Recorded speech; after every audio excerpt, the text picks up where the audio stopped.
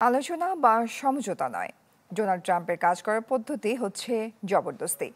ঠিক ভুলের চেয়ে যেন নিজের মতামত অন্যের উপর চাপিয়ে দিতে বেশি স্বাচ্ছন্দ্য বোধ করেন মার্কিন প্রেসিডেন্ট। সম্প্রতি এই বিষয়ে প্রতিবেদন প্রকাশ করেছে বার্তা সংস্থা অ্যাসোসিয়েটেড প্রেস। সঠিক মাত্রার কার্বন কম্বিনেশন বৃদ্ধি করে পাইপের ডাক্টিলিটি ও হেভি লোড নেয়ার ক্ষমতা। Falcon MS pipe. যুক্তরাষ্ট্রের প্রেসিডেন্ট ডোনাল্ড ট্রাম্প, যিনি নিজেকে একজন দক্ষ ব্যবসায়ী চুক্তিকারী হিসেবে পরিচয় দিলেও তার চুক্তি করার ধরন আলোচনা বা সমঝোতা নয়, বরং জবরদস্তিমূলক। সম্প্রতি আন্তর্জাতিক বার্তা সংস্থা অ্যাসোসিয়েটেড প্রেসের এক প্রতিবেদনে এমনটাই দাবি করা হয়। প্রতিবেদনে বলা হয়, ট্রাম্পের আলোচনা কৌশল মূলত গায়ের জোরে কার্যসিদ্ধির, যেখানে কোনো ধরনের ছাড় দেওয়ার বদলে প্রতিপক্ষকে বাধ্য করা হয় তার শর্ত মেনে নিতে। গেল সপ্তাহে আরও একবার যার প্রমাণ দেখে বিশ্ব। একদিকে যখন শুল্ক নিয়ে চলছিল দর কষাকষি, তখন আলোচনার টেবিলে বেগ না পেয়ে নিজের শর্ত মানতে বাধ্য করতেই দ্রুত ফের শুল্কারোপ করেন অন্তত 24 দেশের ওপর।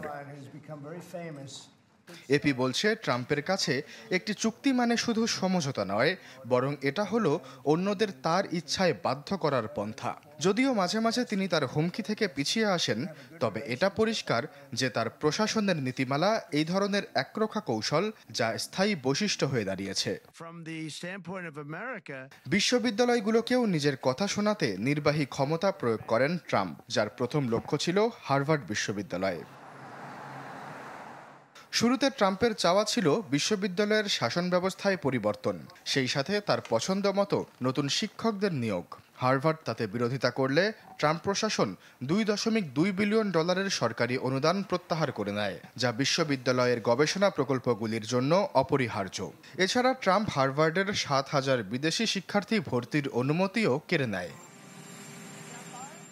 এতেই ট্রাম্পের সামনে মাথা নত করে বাকি শিক্ষা প্রতিষ্ঠানগুলো।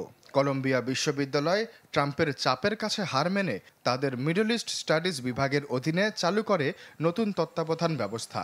ট্রাম্প প্রশাসন বিশ্ববিদ্যালয়ের ফেডারেল অনুদান থেকে $400 মিলিয়ন প্রত্যাহার করার পরই এই পরিবর্তন আসে। এছাড়া এপির মতে, নিজের পছন্দ অপছন্দ বাস্তবায়ন করতেও যে কোনো দেশকে দেয়া হয় শুল্ক হুমকি। সম্প্রতি সাবেক ব্রাজিল প্রেসিডেন্ট ও ট্রাম্প মিত্র হিসেবে পরিচিত জাইর বলসোনারোর বিরুদ্ধে বিচার কাজ বন্ধ করতে চাপ দেন ব্রাজিলকে, আর এতে হাতিয়ার হিসেবে বেছে নেন সেই শুল্কারোপকে। বলেন, বলসোনারোকে মুক্তি না দিলে ব্রাজিলের ওপর চাপানো হবে 50% শুল্ক। একইভাবে এই শুল্ক হুমকির আওতায় পড়ে মেক্সিকো, ইউরোপ সহ আরও 24 দেশ।